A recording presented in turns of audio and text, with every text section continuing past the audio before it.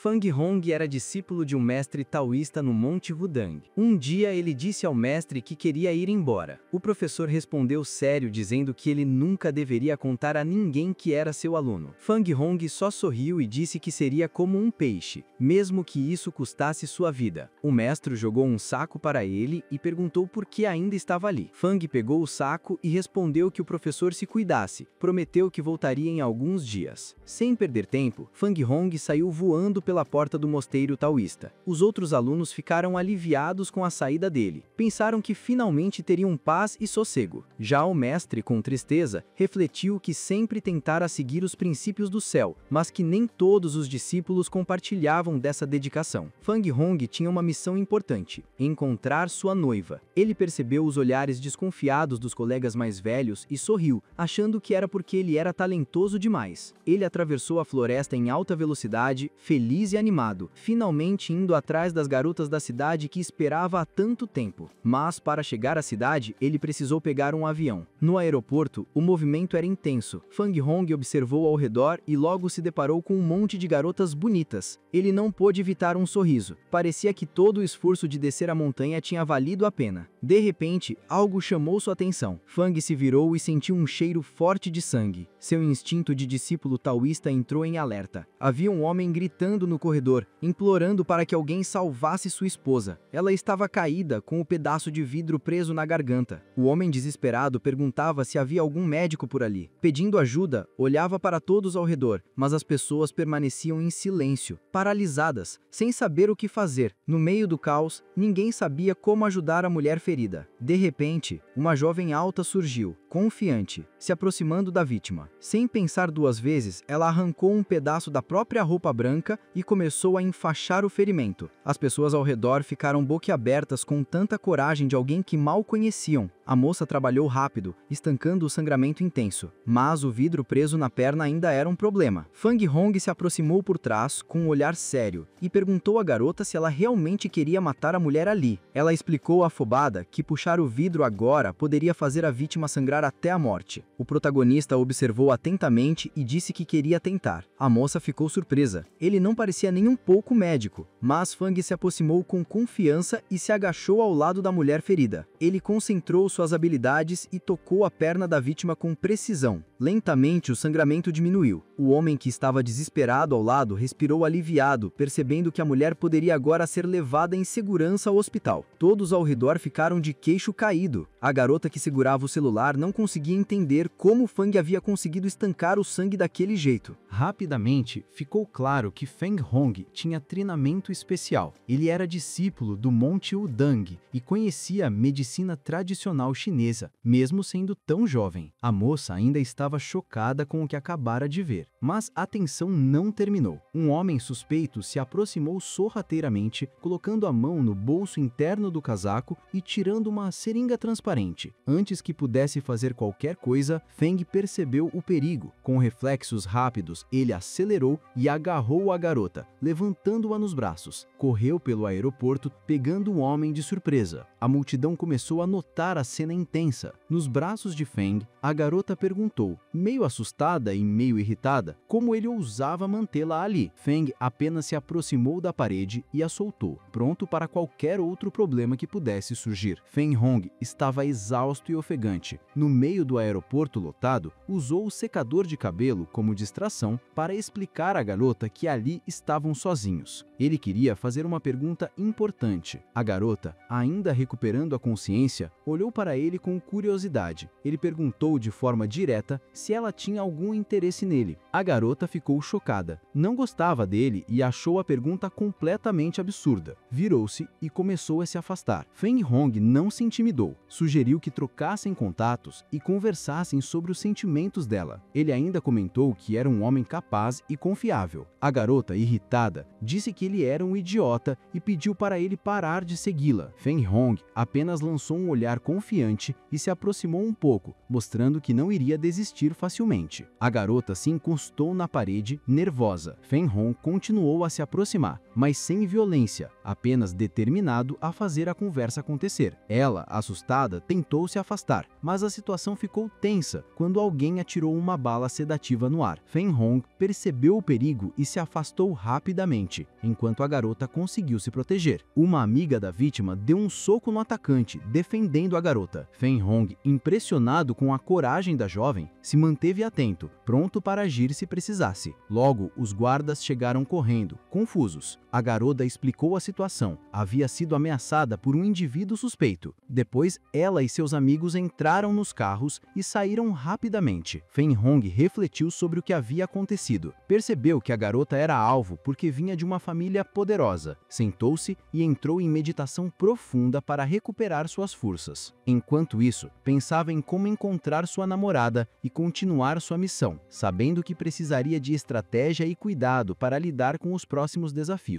Feng Hong percebeu algo preocupante. Ele nem tinha uma foto da sua noiva. Como iria reconhecê-la? Nas mãos, só tinha a foto de um jovem. Ela deve ser bonita, pensou consigo mesmo. A caminho de sua amada, ele chegou a um prédio corporativo chamado Hongtu. Sem perder tempo, atravessou a porta principal e correu pelo saguão em direção às garotas sentadas atrás do balcão. As secretárias o olharam com surpresa e confusão. Feng Hong, com seu sorriso confiante e meio romântico, apenas acenou para elas. O ambiente estava tenso, mas ele parecia completamente alheio ao impacto que causava. Ele se aproximou de uma das recepcionistas e disse que tinha uma pergunta importante. Curiosa, ela perguntou o motivo. Feng, animado, quis saber se Changshuk, sua futura esposa, trabalhava ali. A secretária, surpresa, perguntou se ele era o marido da vice-presidente Sun. Feng Hong ficou boquiaberto. Ele não havia percebido que a garota de quem gostava era alguém tão importante na empresa. Ela explicou que ele acabara de se apresentar como marido da vice-presidente. Feng, sem perder o bom humor, disse alegremente que conhecia o vice-presidente desde a infância. Comentou que ele e a garota costumavam até ir ao banheiro juntos quando crianças. Nesse momento, outra menina se aproximou, irritada, perguntando com quem ele ia ao banheiro quando era criança. Feng Hong ficou surpreso com a reação da garota, mas apenas perguntou calmamente por que ela se importava tanto com isso. Então, ele lembrou à menina que havia ajudado alguém no passado, mas que não tinha sido bem recompensado. Isso irritou ainda mais a garota, que se aproximou e agarrou Feng pelas roupas, exigindo explicações. Feng Hong manteve a calma, pronto para lidar com a situação, sem perder sua confiança característica. A garota, irritada, tapou os ouvidos por um momento, pensando consigo mesma que tanta astúcia fria como gelo não levaria a lugar nenhum. Ela não entendia o comportamento do protagonista, mas decidiu manter a calma e não se rebaixar ao nível dele. A moça mandou Feng Hong sair do prédio e ameaçou a segurança de demitir qualquer um que o visse novamente. Feng,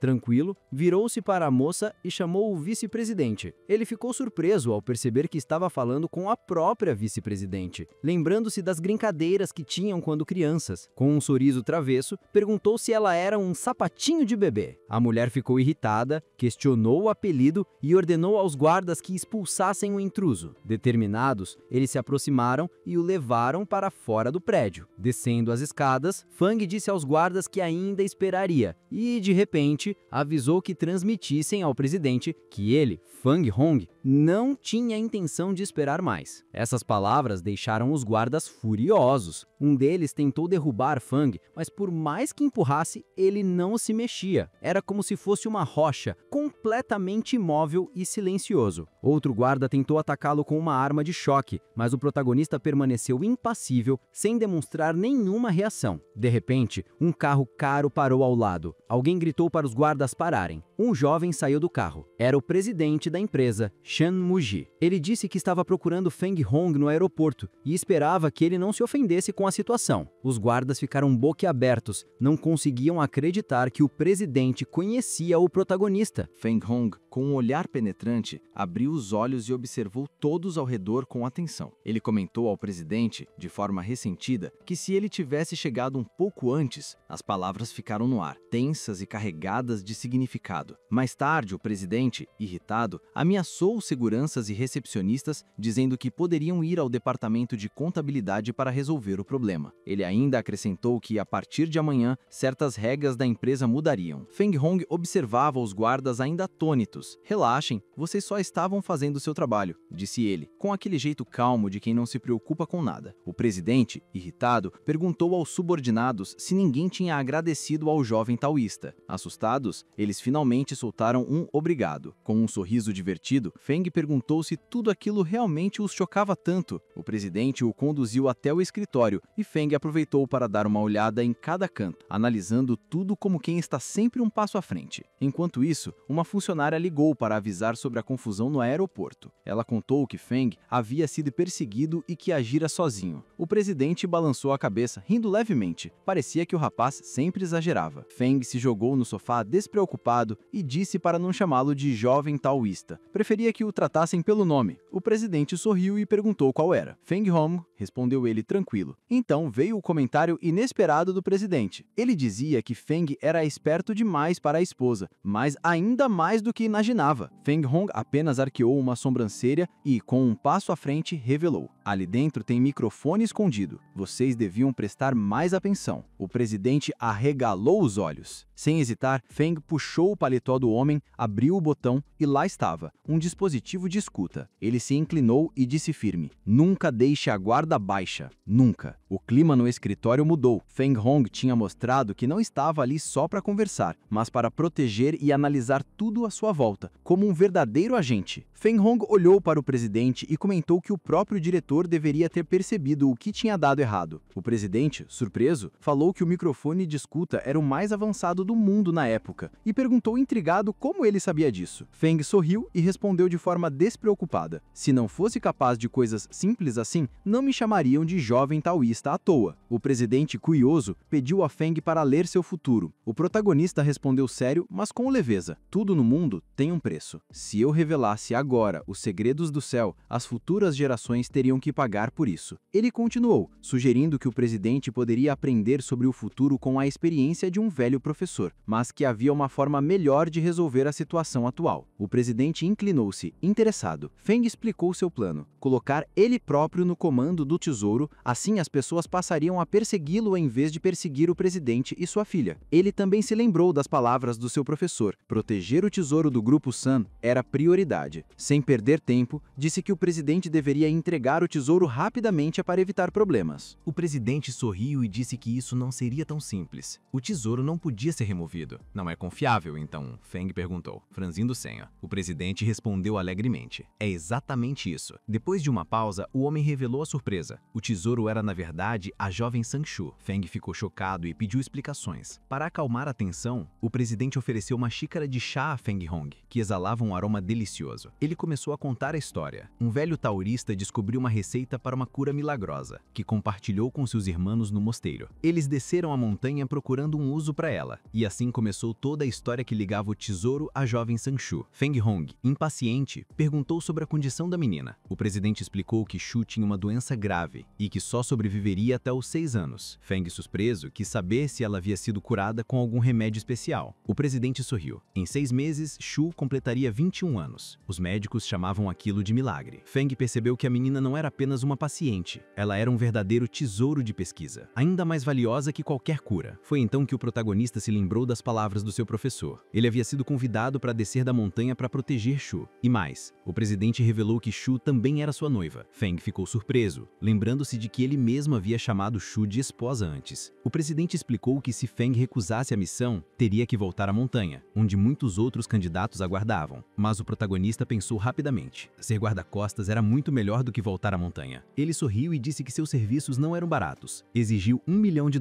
O presidente respondeu com confiança. Ofereceu um contrato de 1 ano no valor de 10 milhões e garantiu que se Feng precisasse de mais, bastava contatá-lo. Nesse momento, a porta se abriu e Shu correu até ele, animada. Perguntou ao ao pai como poderia dormir tranquila sabendo que Feng a protegia. O presidente explicou que o incidente no aeroporto havia sido apenas um mal-entendido, mas que a decisão já estava tomada. Feng Hong seria o guarda-costas da menina. Shu se despediu, sorrindo, e Feng brincou consigo mesmo que agora seria o bode expiatório de 10 milhões, enquanto o presidente continuaria sendo um pai amoroso para a filha. Nesse instante, uma secretária entrou correndo, trazendo novidades que prometiam mais tensão e ação. No escritório, Feng Hong se aproximou da diretora, que parecia agitada, e perguntou se alguém o havia chamado pelo nome. Ela sorriu e disse que queria apresentá-lo a uma mulher que acabara de entrar. Feng foi rápido e se apresentou, comentando de forma leve que ela era adorável. A garota sentiu o coração acelerar. O diretor então ordenou que Xiao Jin levasse Feng à casa de Shu e preparasse um quarto para ele. Feng olhou para a garota com curiosidade, elogiando sua aparência, e ela respondeu, sorrindo, que ele também estava com boa aparência. Feng brincou, sugerindo que ela tirasse a roupa e comprasse algo novo. Depois se desculpou pela longa espera. O homem ao lado se apresentou como Shen Bishi e pediu que Feng contasse sobre o seu futuro. Feng riu e explicou que não podia prever o futuro, mas conseguia ler a aura das pessoas, e que a sorte estava com ele. Shen agradeceu e ordenou que Feng e a garota subissem no carro. No carro, a garota perguntou se Feng realmente podia prever o futuro. Ele respondeu alegremente que sim, mas logo seu semblante mudou. Algo ruim estava prestes a acontecer. De repente, uma bala perfurou a janela lateral do carro. Feng gritou para a garota se abaixar, enquanto o motorista, assustado, explicava que haviam usado balas perfurantes contra eles, armas militares de verdade. Feng se abaixou junto com a garota, analisando a situação. Ele disse ao motorista que o atirador vinha da esquerda, em alta velocidade. Em seguida, deu instruções precisas. O carro da esquerda do comboio deveria bloquear temporariamente a visão do atirador e o da direita faria o mesmo. O motorista avisou os demais veículos. Feng então pensou rápido e disse que precisavam encontrar uma forma de distrair o atirador. O motorista, curioso, perguntou como fariam isso. Feng olhou para Xiao Ying, a garota, e disse que agora teriam que se trocar, uma jogada inesperada para enganar o inimigo. O motorista ficou surpreso com a ideia de Feng Hong. Pular de carro em carro com a garota nos braços parecia impossível. Ele pensou que Feng não conseguiria protegê-la. Shu, curiosa e assustada, perguntou como eles conseguiriam chegar a outro veículo. Feng sorriu e explicou rapidamente. Um dos carros do comboio abaixaria a janela para que pudessem pular. A garota fechou os olhos com força, mas confiou nele. Feng a pegou nos braços e disse para se segurar firme. Se não chegassem a tempo, o próximo carro estaria lá para ajudar. Num movimento preciso e veloz, Feng pulou com Shu nos braços, aterrissando com segurança em outro carro. Ele segurou a garota firme e disse confiante que já havia feito tudo o que era necessário. O motorista, impressionado, elogiou a habilidade de Feng. Jamais teria esperado que alguém conseguisse algo assim sozinho. Feng, sempre calmo, ordenou que no próximo cruzamento, todos os carros do comboio parassem para reorganizar a formação. Enquanto isso, Shu, ainda sentada, de olhos bem fechados, estava muito assustada. Feng a acariciou suavemente e disse tranquilizador, está tudo bem, você está segura. O protagonista e Shu aceleraram por uma estrada rural. Shu, nervosa, comentou que Feng era estranho por flertar em meio a uma situação dessas. O pai dela apenas sorriu